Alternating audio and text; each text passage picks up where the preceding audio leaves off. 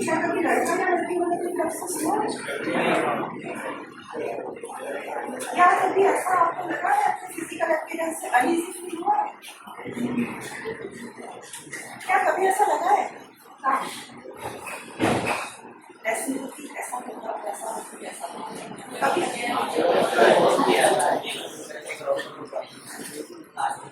यहाँ आप उपस्थित हैं, सबको बहुत बहुत नमस्कार है।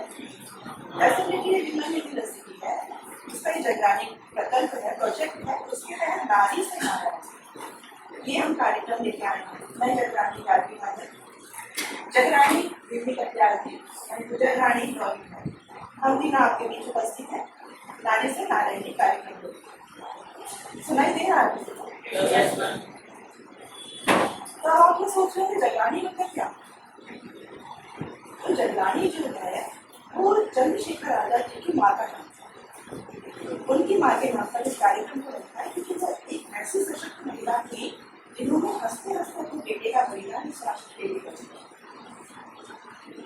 और उन्होंने कुछ तक नहीं करी थी क्योंकि हमने इतिहास में कहीं भी पढ़ा कि उन्होंने कुछ भी कोई सीन क्रिएट किया उस देश के लिए। ये जो प्रोजेक्ट है इसका टाइटल नारी से नारायणी है और सरल भाषा में हम कहें तो ऑर्डिनरी से एक्सीलेंस। इसका मतलब हमने इतना पोटेंशियल है, हमने इतनी क्षमता है, इतनी कैपेसिटी है कि हम जो चाहे वो कर सकते हैं। तो ये केवल लड़कियों के लिए नहीं है कि लड़कों के लिए भी है, सब में इतनी क्षमता है कि वो कुछ भी कर सकते हैं, जो चाहे वो कर सकते हैं। ये जो नारी से नारायणी का विचार है सबसे पहले हमारे अध्यापक है श्री दिनेश, ये उनके मस्तिष्क में तो उन्हें लगता था वो क्योंकि भारतीय प्राचीन भारतीय मनीषा के का गहन अध्ययन किया हुआ था, तो उनको लगता था कि ऋषियों की मांग तो है, हम सप्त ऋषि सुनते हैं, उनके अलावा भी कई ऋषि सुनते हैं, लेकिन ऋषिकाओं के नाम है। ऋषिकाओं के नाम पे अगर हम चाहते हैं तो हमें 2 या 4 नाम मिलते हैं, गार्गी, मैत्रेयी, लोपामुद्रा, इसके अलावा उनको ऋषिकाओं के नाम की जानकारी नहीं। तो उनको ये लगा कि ऐसा तो हो नहीं सकता कि ऋषिकाएं ना हुई हो, क्योंकि जब हम वैदिक काल को पढ़ते हैं तो उसमें हमको पता लगता है कि महिलाएं इस तरह बहुत बराबरी के स्तर पर थी, वो डिबेट भी करती थी, वो युद्ध में भी जाती थी, वो स्कॉलर भी थी, वो सब कुछ करती थी, समाज में उनका पूरा योगदान था। तो ऐसा क्यों कि सिर्फ ऋषिकाएं नहीं हुई, ऐसा तो नहीं हो सकता, ऋषिकाएं भी नहीं हुई। तो ये जो उनका विचार था ये उन्होंने उनकी शिष्या है डॉक्टर उज्ज्वला चित्रदेव की, कैसे विमल यूनिवर्सिटी की वाइस चांसलर, तो उन्होंने उनको बोला इसके बारे में, उन्होंने अपनी यूनिवर्सिटी में इसका शोध किया और उस शोध से उन्होंने ऋग्वेद में ही केवल 35 से ज्यादा ऋषिकाओं के बारे में जानकारी दी। तो आज ये जो हम आए हैं आपके पास इन्हीं ऋषिकाओं की कहानियों को लेके आए हैं, उनमें से एक की सुनाइए जो कि बहुत बड़ी बताती है। तो वो क्योंकि इतना जब हमने उसको पढ़ा तो हमें लगा कि ये जो है वैदिक काल, फिर उसके बाद एक बीच का पीरियड आता है जिसको कि डार्क पीरियड कहा जाता है महिलाओं की, वो आता है फिर आज का। तो ऐसा लगा कि ये बड़ी यात्रा करके आ रही है। तो एक साथ बताना मुश्किल था तो हमने उसको 3 पार्ट में डिवाइड किया, तब, जब और अब।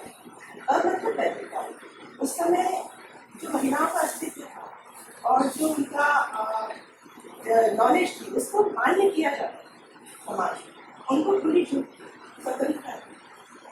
जब डार्क पीरियड आता इस समय क्योंकि बाहर से बहुत आक्रांताएं आए, पोर्चुगीज आए, डच आए, ब्रिटिशर्स आए, मुगल आए, बहुत आए, तो सारा इम्पैक्ट जो देखा जाए तो उसको मैक्सिमम महिलाओं में आता। पर्दा प्रथा, बाल विवाह, सती प्रथा, ये सारी प्रथा इस समय से चल रही है।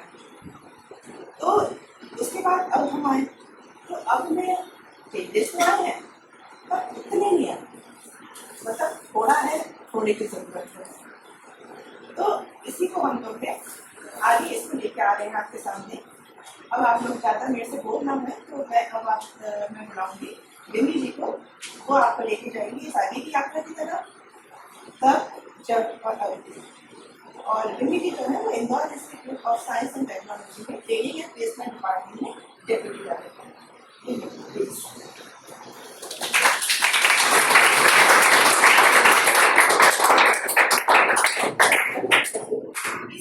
I'll just shift the podium backside. A very warm welcome to all of you sitting there. So, first of all, I would like to thank Rupam ma'am to give the opportunity to come to your college and well, means made this day successful for all three of us. जैसा कि आपको ma'am ने बताया, Gargi ma'am ने अभी अभी आपको पूरा प्लीज किया कि we are presenting the Jagrani group of Indore और जगरानी का मतलब she told you about that, है ना। तो सुभाष चंद्र बोस जी को हम सभी जानते हैं और इसके पीछे हम लोग तीनों जने एक दिल्ली के पास पे ग्रुप से जुड़े हुए हैं। आज पहला ही दिन है जहाँ हम तीनों पहली बार फिजिकली एक दूसरे से मिले हैं, but we are connected by soul, I suppose that is why we are standing here together and we want all of you to be connected with yourself. हम अपने आप से आपको जोड़ने नहीं चाहते, हम ये चाहते हैं कि आप अपने आप से जुड़े, इसीलिए हम आज यहाँ आके खड़े हुए हैं और कोशिश करेंगे कि आपको कुछ स्टोरी सुनाएं जिससे आप समझ सके कि हर व्यक्ति में कुछ ना कुछ इम्पोर्टेंट होता है। तो if you allow me, can I start the story? Thanks a lot, thanks a lot. कोशिश ये रहेगी कि मैं आपको बहुत अच्छे से सुना पाऊँ, स्टोरी के साथ जस्टिस कर पाऊँ। आई start my story with the name of my Guruji, and I want all of you to be very, very immersed to whatever I'm speaking. It will be very thankful to all of you. जैसा कि गार्गी जी ने आपको अभी बताया कि ऋषि की कहानियाँ तो हम सब ने बहुत सुनी है। ऋषिकाओं की, do you know any Rishika? Okay. दो ऋषिकाओं के नाम हम बहुत ज्यादा सुनते हैं, Gargi. Okay, that is why we have Gargi ma'am with us. ऐसे बहुत सारी, see we have number of ऋषिकास। अगर मैं ऑनेस्टली आप लोगों को बताऊं तो मुझे भी नहीं पता था, जब मैं इन सब चीजों से जुड़ी तो ही मुझे पता चला। और हम में से बहुत कम इंडियंस को ये पता है कि ऋषिकास जैसा कुछ था, और ये हमें और दृढ़ मजबूती देता है। ये तो हमें पता है कि India was the best at the moment of time, और ये हमें और ज्यादा मजबूती देता है कि जो हमारे पूर्वज, जो हमारे एंसेस्टर्स जो हमारे लिए करके गए हैं या जो जिनकी बातें की जाती है वो सभी सही थी। उसका एक पार्ट आज जो हम प्रेजेंट करने वाले हैं, it's about a rishika called Apala. Okay, so who was Apala, that is what I am going to talk about. एक कहानी जो हमें नारी के आत्मसम्मान, बुद्धिमत्ता और साहस से परिचित कराती है। एक कहानी जो हमें हिम्मत देती है कि चाहे परिस्थितियां कितनी भी कठिन क्यों ना हो, आत्मविश्वास और ज्ञान के बल पर किसी भी बाधा को पार किया जा सकता है। आइए जानते हैं अपाला की कहानी, जो नारी शक्ति, बुद्धिमत्ता और आत्मविश्वास का प्रतीक है। शुरू करने के पहले मैं आपको बता दूं कि अपाला ऋग्वेद संहिता के अष्टम मंडल के 19वें सूक्त की संपूर्ण 7 ऋचाओं की दृष्टा ब्रह्मवादिनी अपाला के बारे में है। अपाला का जन्म महर्षि अत्रि की कुटिया, संतति के अभाव में सदा सूनी सी रहती थी। महर्षि दंपति की प्रबल इच्छा थी और उनके घर पुत्र और पुत्री के जन्म से सनात हो गया। प्रभु की कृपा से संतान प्राप्ति की इच्छा पूरी हुई और एक पुत्री का जन्म हुआ। महर्षि पुत्र व पुत्री में कोई भेदभाव नहीं करते थे, दोनों में वे एक ही आत्मा का दर्शन करते थे।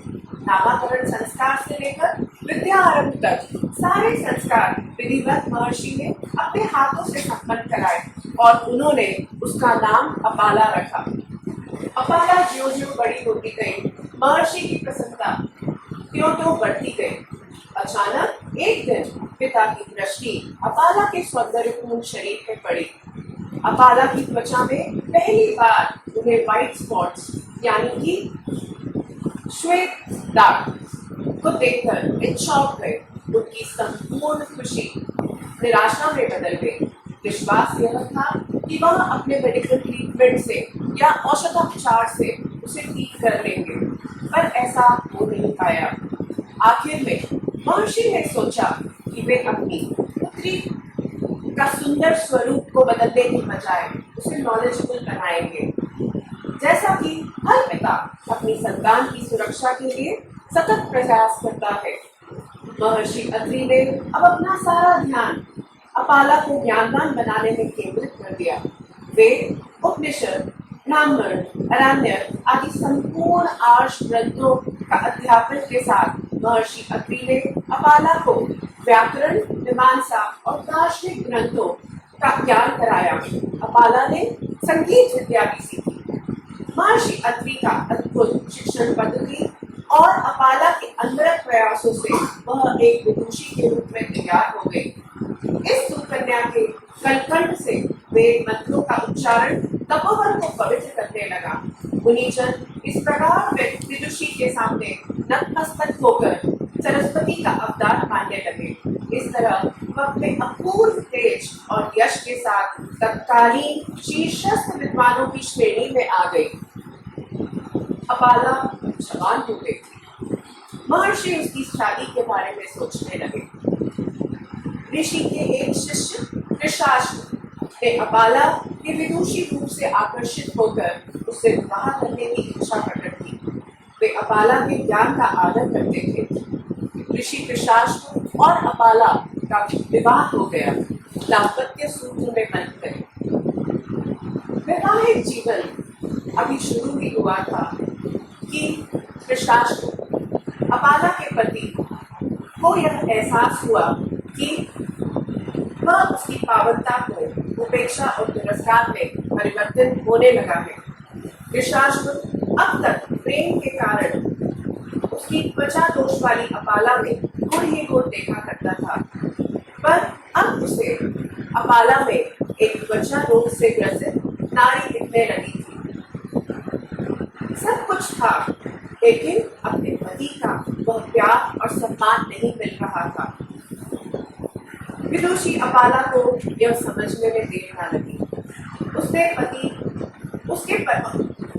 देर न लगी कि क्यों उसके पति उससे उदासीन रहने लगे हैं। और एक दिन उसने यह प्रश्न पूछ ही लिया, क्या आप मेरे त्वचा दोष के कारण मुझे अपरिचित समझते हैं? कृशाश्व ने दुख भरे शब्दों में उत्तर दिया, मैं इस समय बहुत दुविधा में हूँ और मैं तुम्हारे प्रेम, पवित्रता और ज्ञान को नहीं देख पा रहा हूँ, क्योंकि जब भी मैं तुम्हारी ओर देखता हूँ मेरा सारा ध्यान तुम्हारी क्रूरता पर चला जाता है। अपाला को जो निराशा एक दिन शरीर में सफेद दागों को देखकर हुई थी, उससे अधिक पीड़ा उसे आज अपने पति की उपेक्षा से हुई। आज पहली बार अपाला के मन में स्वाभिमान जागृत हुआ। उन्हें इस बात का एहसास हुआ कि संसार में दूसरों पर निर्भर रहना सदैव दुख देता है।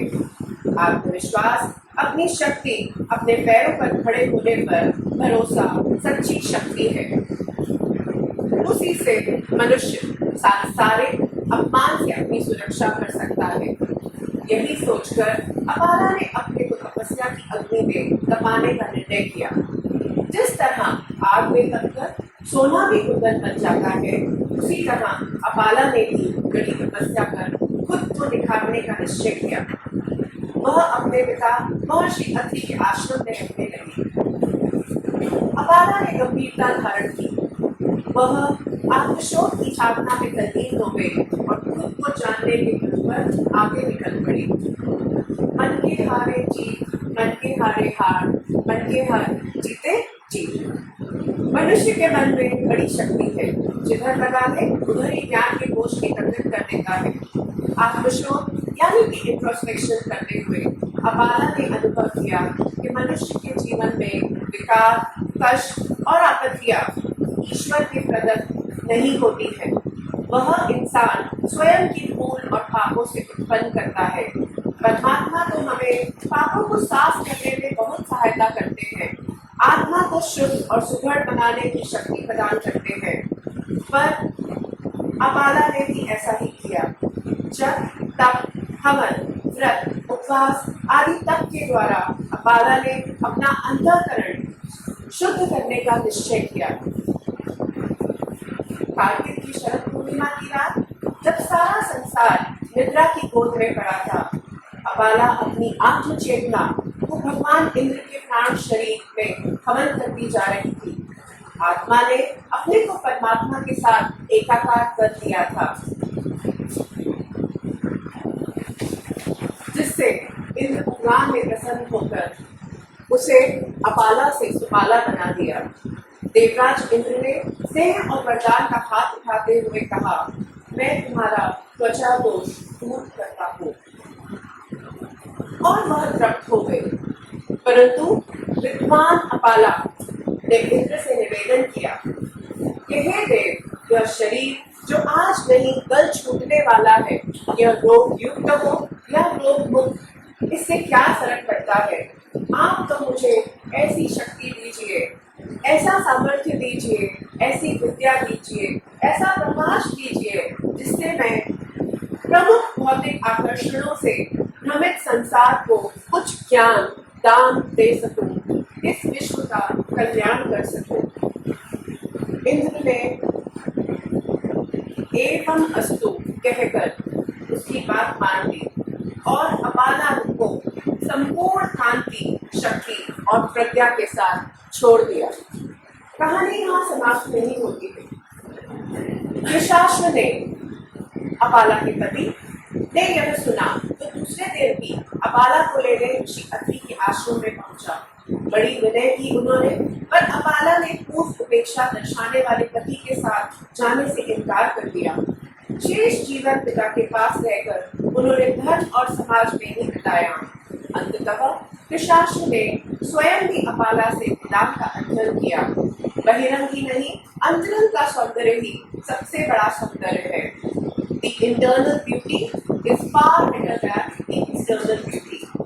उसी से सच्ची शक्ति, आत्मबल का सामर्थ्य सन्निहित होता है। अपाला ने यह सिद्ध कर दिया कि वह तप, त्याग और बलिदान से नर क्या नारायण को भी चुका सकती है। अपाला ने अपनी साधना से यह सिद्ध कर दिया कि वैदिक काल की नारियां पुरुष के पौरुष को चुनौती देने में कभी पीछे नहीं रही थी। यह कहानी एक आत्मबल, परिश्रम का महत्व, आत्मनिर्भर होना, भौतिक आकर्षण और बहुत सारे प्रश्न छोड़ते हुए आगे बढ़ाता है। ये कहानी थी तब की, जब हमारे when we were talking about Vedic Kal. Now I am going to present a very small instance of जब। थोड़ा सा आगे बढ़ेंगे, हो सके तो आप गेस करने की कोशिश कीजिएगा। यह कहानी है एक ऐसी महिला शासिका की जिन्होंने मात्र 29 वर्ष की आयु में अपने पति को खो दिया। उसके 12 वर्ष उपरांत उसके ससुर की मृत्यु हो गई और 1 वर्ष उपरांत उन अपने इकलौते पुत्र को भी खो दिया। You have to clap for yourself. इतना सब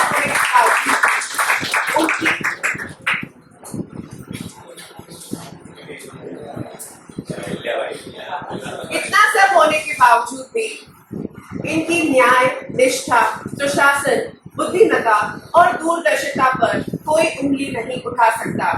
अब तक तो आप समझ गए होंगे कि मैं बात कर रही हूँ इंदौर की महिला शासिका देवी अहिल्याबाई होलकर की। देवी अहिल्याबाई होलकर का जन्म 15 मई 1725 ईस्वी में महाराष्ट्र में हुआ। उनके पिता का नाम मनकोजीराव शिंदे था। उसे उस समय समाज में महिलाओं को पढ़ने की आज्ञा नहीं थी, किंतु उनके पिता ने उन्हें पढ़ाया। यह स्टोरी काफी एक ही इंस्टेंस लिया है मैंने इसका, and you are going to enjoy it. Listen to it very very carefully so that you can connect with how things can change the way you connect with the things, and that is how Ahilyabai ji ने भी ऐसा ही किया। उनके ससुर मल्हार राव होलकर ने उनकी सेवा भाव को देखकर अपने पुत्र के लिए उनको पसंद किया था। मात्र 8 वर्ष की उम्र में उनका विवाह हो गया था और इंदौर आकर उनके 28 वर्ष का शासनकाल अपने आप में सुशासन का एक मिसाल बना। उनके समय के कुछ किस्से प्रसिद्ध हैं। पहला तो जब उनके बेटे के रथ के आगे गाय का बछड़ा टकरा के मर गया था, तब उन्होंने एक बेटे को किसी प्रकार से मृत्यु दंड का फैसला सुनाया था, परंतु गाय के बार बार आड़े आने पर ना चाहते हुए भी उन्हें अपने बेटे को माफ करना पड़ा था। जिस जगह यह वाकया हुआ था उसे आज इंदौर का आड़ा बाजार कहते हैं। दूसरा किस्सा जो इनके डिप्लोमैट होने को दिखाता है वह महारानी बनी तो आसपास के राजाओं को बिल्कुल पसंद नहीं आया कि एक महिला शासिका है। उन्होंने मिलकर इंदौर पर आक्रमण किया।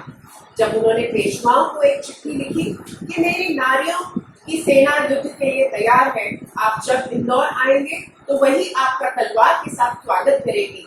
हम लड़ने के लिए तैयार हैं, पर आप सोच लीजिए, अगर आप हमसे जीत तो लोगे, कहें तो लोग क्या कहेंगे?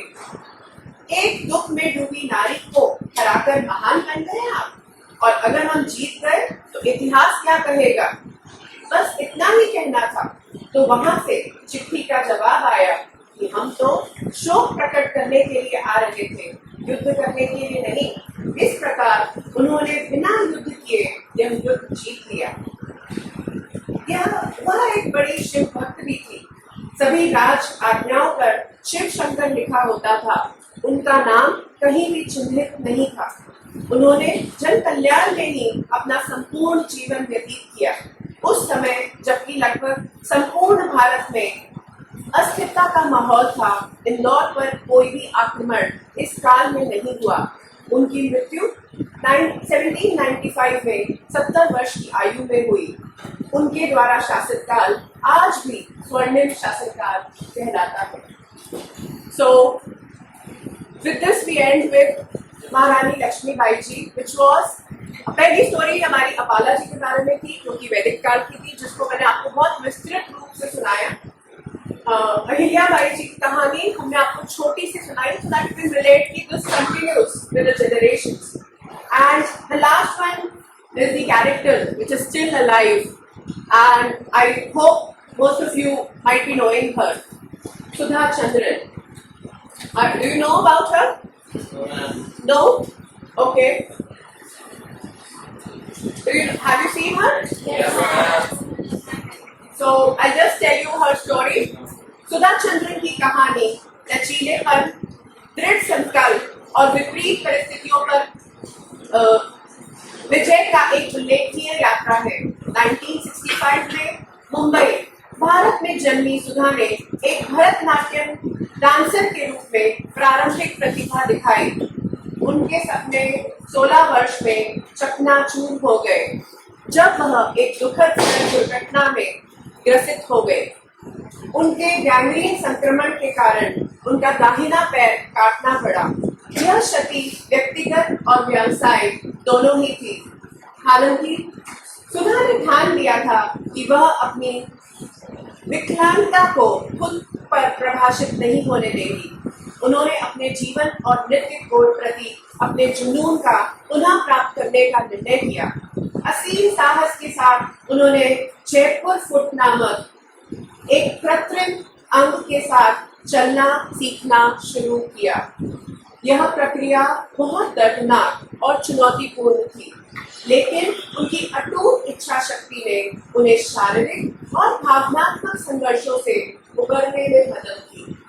एक प्रेरणादायक वापसी में सुधा ने फिर से नृत्य करना शुरू कर दिया और कुछ ही वर्षों के भीतर उन्होंने लाइव शो दिया।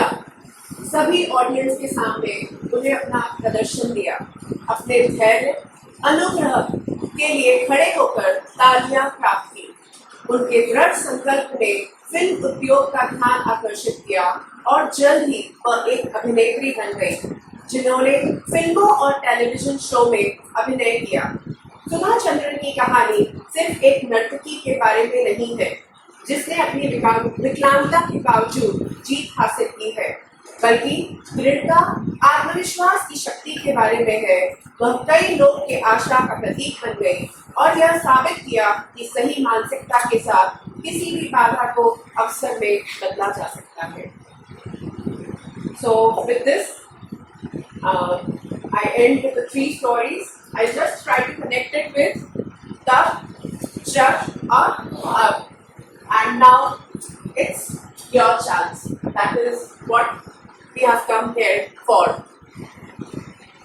So, did you like the stories? You were able to understand them? Okay, that's great. So, what is the character which like hit you the most? सबसे ज़्यादा कौन सा कैरेक्टर आप रिलेट कर पा रहे हो या उसके साथ आप जी पा रहे हो? अहिल्याबाई जी, ओके. अबाला, ओके. Can anybody share कि अबाला के बारे में मतलब सबसे ज़्यादा आपको क्या मतलब what was the least or most attractive character about her? Anybody who can start with that speech? वो शादी होने के बाद भी जब वो मतलब कुछ इश्यूज हुए फिर भी उन्होंने मतलब बैक साइड नहीं किया तो आगे बढ़े स्वाभिमान की जो हम बात कर रहे हैं और डिटर्मिनेशन की जो हम बात कर रहे हैं कि कोई बात नहीं, अगर ऐसा हो भी गया है तो ओके, आई मस्ट, जो आप लोग की लैंग्वेज में आई मस्ट मूव ऑन, पर वो मूव ऑन नहीं है जो आप लोग करते हो. The move on is quite different. They had ethics, they were very much determined. पर आप लोगों में भी है क्योंकि हम अभी भी हम इंडियन सोसाइटी में ही रहते हैं और हमारे पेरेंट्स पूरा पक्का करते हैं कि they want you to be as ethical as they are, and we have full faith on the coming generation. Anybody else who wants to share?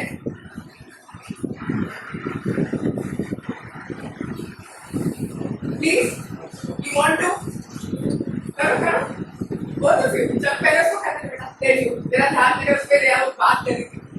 Your eyes are very beautiful. Yeah. According to me, that is very better than people's government. As she is improved by that, तो वही तो तुम्हारा role model होता है ना. तो ये बताओ कि वो जो तुम्हारा रोल मॉडल है और तुम्हें क्या फर्क है. भाई वो भी वुमेन नहीं है ना तुम्हारे जैसा, उसने भी यही पढ़ाई की है, राइट. तो वो लोगों में ना जो एक आप एक अभी स्टूडेंट हैं और एक अचीवर है, उसके बीच में फर्क क्या है बताओ. थोड़ा नॉलेज है, एक्सपीरियंस का है और कुछ तो टूल है बेटा. जैसे तुम अभी जाओगे कहीं पे एज अ ट्रेनिंग काम करोगे, फिर जिम के अंदर काम करोगे तो तुम उसको ऑब्जर्व करोगे ना क्लोजली कि वो कैसे ड्रेस होते हैं, कैसे बातचीत करते हैं. कुछ ऑप्ट करोगे, कुछ नहीं करोगे. तो तुमको ऐसा नहीं लगता है कि ये जो यहाँ से कॉलेज तक तो अपने फ्रेंड हैं, स्कूल कॉलेज में अपन थोड़ा कंफर्ट होता है, थोड़ा दोस्तों से बात करने के लिए. जब तुम रियल वर्ल्ड में जाओगे ना सिर्फ डरा नहीं देंगे, लेकिन ये सच है ना. जब हम रियल वर्ल्ड में जाते हैं ना तो मतलब हम जॉब करते हैं, ट्रेनिंग होते हैं, जॉब करते हैं और हम सोचते हैं कि और कुछ और कोर्स करोगे और आगे बढ़ोगे. तो वहाँ पे कोई फ्रेंड तो नहीं रखता ना बेटा. हर आदमी क्या है, कॉम्पिटिटर होगा तुम्हारा, राइट. तो आपको एक आपके पास अगर कोई ऐसा सीक्रेट वेपन हो, सोचो हाँ, तो आपके पास कोई ऐसी चीज हो जो उसके पास नहीं है, लाइक मीट का हिस्सा बन के तो नहीं करोगे ना, क्योंकि आपको वहाँ पे केवल कॉम्पिटिटर्स मिलेंगे, राइट. एक कॉम्पिटिशन है ना दुनिया में, स्ट्रगल है, उसके साथ साथ हमारी खुद की भी लाइफ ग्रो कर रही है. तो अभी हम बात कर रहे हैं उस चीज़ के बारे में कि जो हमारे पास ऑल द टाइम रहना चाहिए. मान लीजिए कि तुम्हारे पास कोई ऐसी चीज़ है जिससे तुमको कॉन्फिडेंस आता है ना. मान लीजिए अपने वॉलेट में पैसे हैं तो अपन कॉन्फिडेंट हो रहा है ना, ठीक है.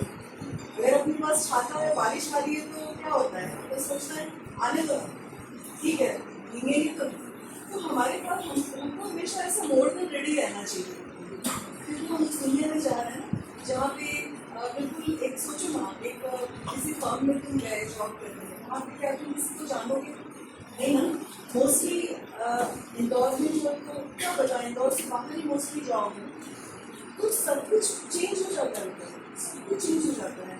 तो इससे डरने की कोई बात नहीं है, लेकिन हमें क्या तैयारी नहीं करनी चाहिए. पढ़ाई अपनी जगह है, लेकिन सबसे पहले तुमने क्या बोला ना, पर्सनालिटी।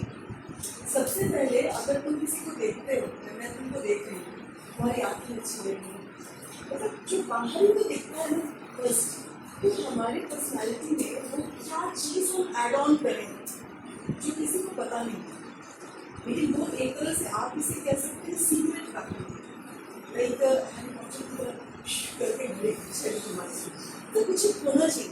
तो आज एक हम बात कर रहे हैं एक सीक्रेट वेपन के बारे में जो आप सबके पास है, लेकिन हम उसे यूज़ नहीं करते। तो एक टेक्निक है जो मैं आपको बताऊँ, इस बहुत सारी टेक्निक्स होती हैं, लाइक बहुत सारा कोर्स हम सब कुछ एक बार में तो नहीं करते ना, लेकिन आज आपको, क्योंकि कोई चीज़ मान लो हमने यूज़ करी, हमको फ़ायदा हुआ, तो क्या हम नहीं चाहेंगे कि हम अपने बच्चे को बताएं, अपनी सिस्टर को, फ्रेंड्स को बताएं। तो आज इस क्लास में आप एक ऐसे पैटर्न के बारे में भी जानने जा रहे हैं जो है तो आपके पास, लेकिन आपने इसको प्रॉपर अच्छी तरीके से ट्रेनिंग। तो इससे क्या होता है, कब आप इसको यूज़ कर सकते हैं, पहले थोड़ा सा बता दें यूजर्स। तो यूजर्स ये है कि जैसे मान लीजिए कि आप बहुत लॉन्ग आवर्स से लेक्चर सुनते जा रहे हैं, हम भी तो घूमने पीने में थक जाते हैं, आपको ऐसे चाय कॉफी पीने का भी टाइम नहीं मिल रहा है, या कभी ओवरलोड हो जाता है ना, ये असाइनमेंट भी सबमिट करना है, ये भी है, थोड़ा सा रिलेशनशिप में भी कुछ चल रहा है, सब कुछ एक साथ ही चलता है ना, तो कभी ऐसा ओवरलोड हो रहा है ना, तो ऐसा लगता नहीं कि कुछ होता कि एकदम से रिलीज हो जाता है, ऐसा लगता है ना कुछ तो होना चाहिए यार, कहाँ मतलब ऐसे कभी चिल्ला करने का मन करता है, लगता है कि क्या करूँ, तो एंजाइटी होती है हमको एग्जाम में। हाँ, और ये भी जो हमारा जो अपना ही पर्सनल होता है, जैसे किसी को समझो एग्जाम के समय में पैनिक हो जाता है, किसी को समझो अभी लिफ्ट में दिक्कत होती है, हम एक दूसरे का पैनिक कम नहीं समझ सकते, क्या चीज़ हमें ट्रिगर करता है हमें मालूम होता है, राइट। लेकिन बेटा अगर प्रोफेशनल लाइफ में ना सामने वाले को पता चल गया ना, तो फिर हमारे लिए ये प्रॉब्लम है, तो फिर तुम गए, सही बोल रहे हो ना। तो पहली बात ये है कि अब हमारे यहाँ में प्रॉब्लम है तो है। आज की सारी स्टोरी में हमने क्या सुना कि हमारे साथ जो सिचुएशन है ना, वो हमारी सारी तो कंट्रोल में नहीं होती है ना। इस फैमिली में हम आए, क्या दोस्त हैं, अब आगे को क्या जॉब मिलेगी, क्या होगा, किसी को किसी को किसी चीज़ का फोबिया है या पैनिक है या स्ट्रेस है, ये तो होगा ही हमेशा। कि हम लोग को हमारे पास एक टूल होना चाहिए, इस टूल का तुम यूज़ करोगे तो जानते हो क्या होगा कि जैसे मान लो कि तुम बातचीत कर रहे हो और थोड़ा हीटेड हो रहा है, अब तुमको लग रहा है कि गुस्सा आ रहा है, हमें फील होता है ना कि नहीं कंट्रोल नहीं होना है, लेकिन हम खो देते हैं क्योंकि सामने वाला तुमको प्रोवोक कर रहा है ना, जो चाहता है कि तुम वीक फील करो, शाउट करना है, इसमें वीकनेस। इससे क्या होगा ना कि तुम जैसे ही तुमको तो पता है इस टूल का तुम यूज़ करोगे ना, तो सडनली ऐसे मैजिक हो जाएगा, और उसके बाद सामने वाला सिचुएशन को प्रोवोक कर रहा था और ये स्माइलिंग है इसकी चेयर। जब आप स्माइल करते हैं क्या होता है बताओ, कभी अपने आप को मिरर में देखें, अभी आप स्माइल करें एक ऐसे ग्लो आ जाएगा, होता है ना, ये है आपका पावर। तो आज जो टूल मैं आपको बताने जा रही हूँ, इसके लिए पहले तो मुझे आपका ये चाहिए कि भाई आप करने के लिए रेडी हो, छोटी हो बड़ी हो, छोटा बड़ा कुछ नहीं होता है, मेन है कि आपको रेडी रहना है। आपके पास वीडियो बहुत लोगों के पास है, जब आप जाओगे ना तो उस पोस्ट पे उस तरह के कितने बच्चे होंगे, आप भीड़ का हिस्सा नहीं होते, आपके पास वो मैजिक होना चाहिए, जिसे हम कहेंगे द सीक्रेट वेपन, ठीक है। तो इसके लिए आपको जो अभी मैं बताने जा रही हूँ, मैं बैठ के आराम से करवाऊँगी, आपको थोड़ा आँखें बंद करनी होगी, थोड़ा मेरी आवाज़ के साथ चलना होगा, लेकिन आप पहले मैं आपका कंफर्मेशन चाहती हूँ कि आप करना चाहते हैं, सीखना चाहते हैं, क्योंकि ये आपको ना बेटा आपको हमेशा करना पड़ेगा। मान ली कोई सोल्जर है तो वो एक दिन रन करके एक दिन करके छोड़ देता है क्या? नहीं ना, जो फिटनेस है वो एवरीडे करना है। तो ये जो आप सीखोगे ना, ये आपको रोज प्रैक्टिस करना है, ताकि जब मान लो कोई बता के थोड़ी आता है, आप चल रहे हो बारिश आ जाती है, आप चल रहे हो कोई गाड़ी कट मार के चला गया, गुस्सा आता है, और कोई अगर जानबूझ के आपको प्रोवोक करना है ना, फिर तो आप समझो कि मतलब उस मोमेंट खुद ही आप दिखाओगे कि अरे यार मेरे पास था, कुछ तो था, किसी मौके पर था।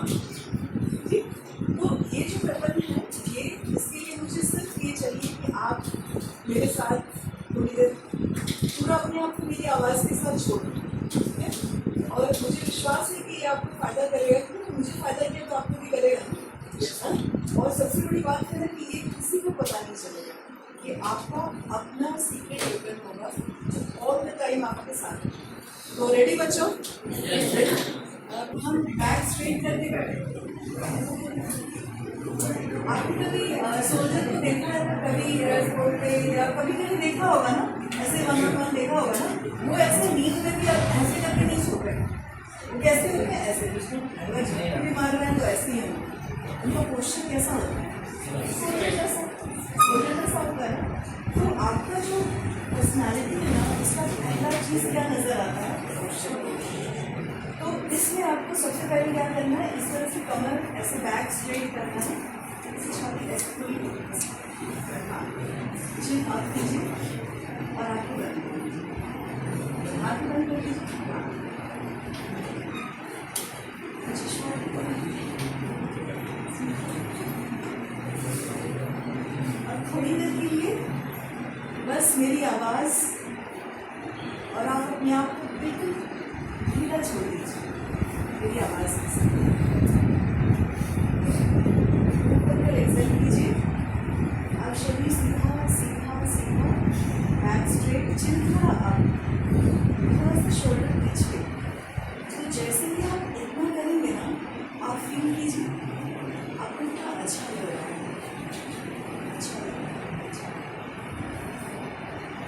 ये फर्स्ट चीज़ है। जैसे ही आपको फील हो कि आप स्ट्रेस्ड हो रहे हैं, सबसे पहले आप शरीर को सीधा करेंगे, अलर्ट, अंदर से बोलो मैं सोल्जर हूँ। फिर चेहरे पर एक चौड़ी सी मुस्कान, जैसे विनर वाली मुस्कान होती है ना, ऐसे बिल्कुल ब्रॉड स्माइल। आप बंद आंखों से अपने चेहरे पर इस कान से उस कान तक ना एक ब्रॉड स्माइल फील कर रहे हो। आप कितने प्यारे और ब्यूटीफुल और कॉन्फिडेंट लग रहे हो ना, ये आपको पता नहीं है। बस आप आँखें बंद करिए और अपने चेहरे को अनुभव कीजिए, शरीर को अनुभव कीजिए। ये पहली चीज़ है जो आप में चेंज हुई है, एक कॉन्फिडेंस, एक रिलैक्सेशन। याद रखिए, स्ट्रेस होना वीकनेस जैसा तो लगता ही है। तो हम अभी शरीर सीधा है, चेहरे ऊपर है, फिर से एक बार मुँह खोलकर एक्सहेल कीजिए और फिर से एक बार मुस्कुराइए। अपनी किसी क्वालिटी के बारे में सोचिए, क्या मेरी मुस्कान तो बहुत प्यारी, मन में सोचिए, आपको पता है मेरी आँखें बहुत प्यारी हैं। जैसे जैसे आप कुछ भी सोचिएगा आपको अच्छा लगता है, अच्छा लगता है, अच्छा। अब हम स्टार्ट करते हैं। बहुत छोटा सा ये टूल है, बहुत छोटा सा बटन है। कैसा है, जैसे कि मान लीजिए आप बालकनी में खड़े हैं और एक गाड़ी आ रही है और जा रही है, आ रही है और जा रही है। तो आप अपना ध्यान ले जाइए अपनी नासिका पे, पूरे टाइम आपको आंखें बंद रखनी है, सिर्फ मेरी आवाज़ सुनिए और फॉलो कीजिए। नासिका से अपने श्वास भरी और चिन्ह आपने आप रखा है, नासिका से श्वास भरी और कंठ से गुजरते, हृदय से गुजरते नाभि तक गया, ठीक है, ये इन हो गया।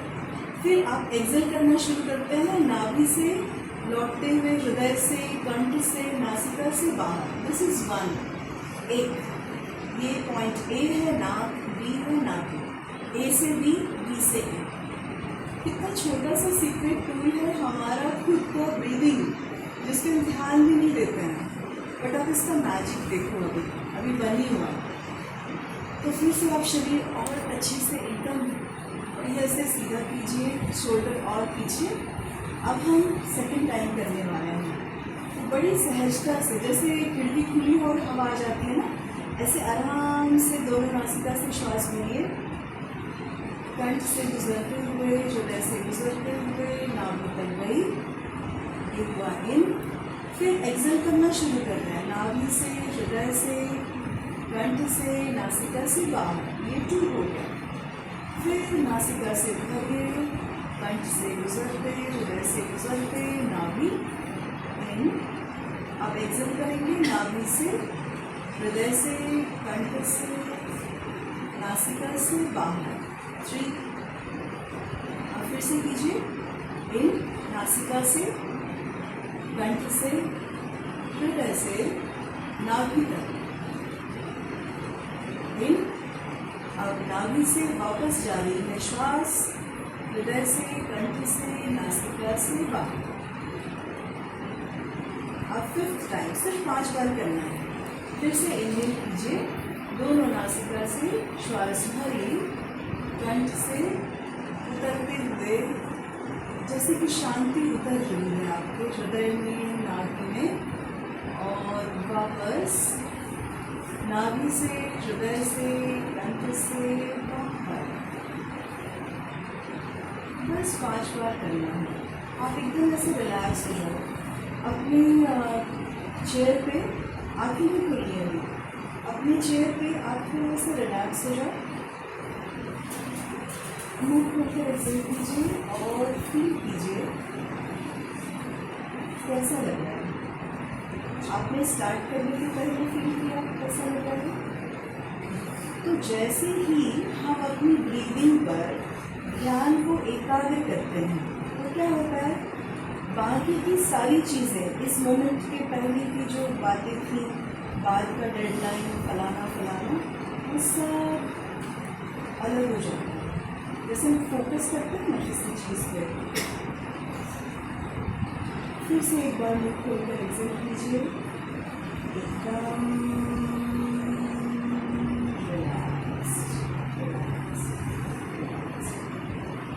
तो शुरू में आप क्या करेंगे, जैसे रात को आप सोने जाएंगे, देखो कभी वैसे नहीं होता है, तो आप अपने बेड पे ऐसे सीधे बैठ जाएंगे जैसे अभी आप बैठे हैं, और 5 टाइम्स खत्म नहीं होगा, सब आपके बैठ बैठेगा।